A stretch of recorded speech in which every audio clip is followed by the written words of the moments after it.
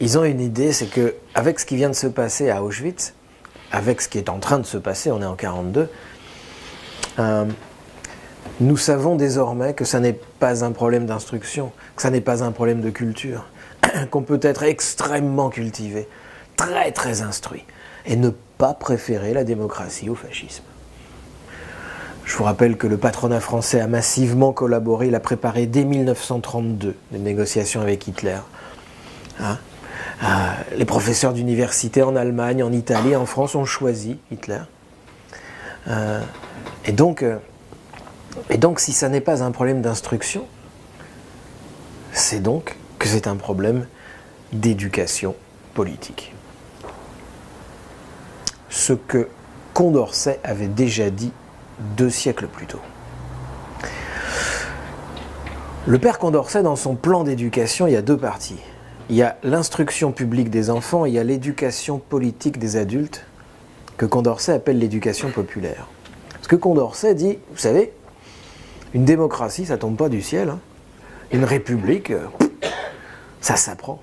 C'est pas naturel, ce truc-là. Ce qui est naturel, c'est la loi de la jungle, c'est la force, c'est le capitalisme, c'est la privatisation. Ça, c'est naturel, ouais. Mais faire une société égalitaire, prendre soin de tout le monde, c'est du boulot, quoi. Et ça s'apprend. Et donc, Condorcet avait dit, si vous ne faites pas l'éducation politique des jeunes adultes, c'est-à-dire si vous n'apprenez pas aux adultes la démocratie, la citoyenneté, la République, vous allez simplement bâtir une société dans laquelle les inégalités seront désormais fondées sur les savoirs. Putain, il avait lu Bourdieu, Condorcet, ou quoi? Évidemment, on avait soigneusement enterré le 2e volet de Condorcet, hein, évidemment. Et donc, il faut une Shoah, mesdames, messieurs. 6 millions de juifs dans les camps, partis en fumée, pour qu'on accepte cette idée toute bête, toute simple. C'est que la République, l'État républicain, a une responsabilité dans l'éducation politique des jeunes adultes, pas des enfants. Ça, tout le monde peut le comprendre. On ne va pas faire de l'éducation politique avec des enfants. Il faut attendre que ce ne soit plus des enfants. Il faut attendre qu'ils aient une capacité de jugement autonome, on dirait aujourd'hui. Okay ? Il faut attendre que ce soit devenu de jeunes adultes. Et alors, quand ce ne sont plus des enfants et que ce sont devenus des adultes, en 1944, on appelle ça des jeunes. Vous me voyez venir ? Le terme a changé de sens et de nature entre-temps.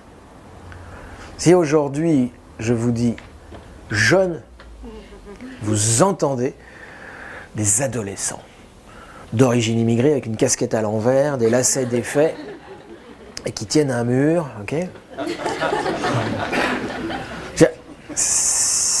Quand Sarkozy nous parle des jeunes, quand il dit « les jeunes », on est d'accord, il ne parle pas d'un type qui a 26 ans, qui est marié à une catholique, qui a déjà 3 enfants, qui a fait Sciences Po et qui travaille dans une banque, ok ?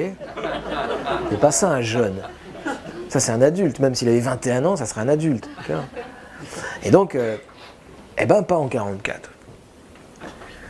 Pas en 44. En 44, un jeune, en 44, l'adolescence n'existe pas, parce que c'est une catégorie qui va se mettre en place dans les années 60, l'adolescence. Ça n'existe pas. En 44, vous avez des gosses, des enfants, et vous avez des adultes. Il n'y a rien entre les deux, d'accord ? Et quand un gosse est devenu un adulte, il a 21 ans, il a un costard, une cravate, et il va rebâtir la France qui est rasée par des bombes américaines, avec de l'argent et des entreprises américaines, hein, comme ils font tout le temps en Irak, partout. C'est une vieille recette. Et donc ça s'appelle un jeune. Et donc, ils vont rajouter une nouvelle direction dans ce ministère de l'Éducation nationale, et c'est un projet totalement révolutionnaire. Hein.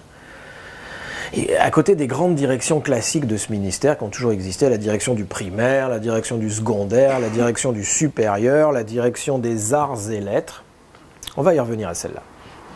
Et la direction de l'éducation physique et des activités sportives, eh bien, on va créer en 1944 une nouvelle direction. Et c'est Christiane Faure qui va s'en occuper. La direction de l'éducation populaire et des mouvements de jeunesse. Pourquoi des mouvements ? Parce qu'elle ne veut pas confier ce travail aux enseignants. Éducation populaire veut dire éducation politique, okay ? Éducation à la démocratie, éducation critique, et avec des adultes, sauf qu'on ne sait pas faire ça. On n'a jamais fait ça, alors Elle va recruter des gens dans plein de métiers. Aujourd'hui, on dirait des médias ou des métiers d'expression. À l'époque, on appelle ça la culture populaire. Ça a disparu, ce terme. Pour cause. Et donc, elle va chercher des gens de la presse, des journalistes, des gens du livre, des écrivains, des cinéastes. Chris Marker va rentrer dans son équipe un peu plus tard, dans les années 50. Des gens de la radio. Pierre Schaeffer, qui va créer Radio France après, quand il va quitter.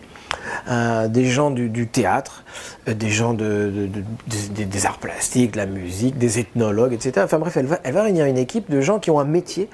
Elle va leur demander s'ils accepteraient de quitter leur carrière, en quelque sorte, et de venir à l'éducation nationale pour inventer les conditions d'une éducation critique des jeunes adultes, parce qu'on ne sait pas faire ça. Comment est-ce qu'on fait de l'éducation politique sans que ça soit de l'endoctrinement? Quelles sont les conditions déontologiques? Et ils sont 18 à embarquer dans l'histoire.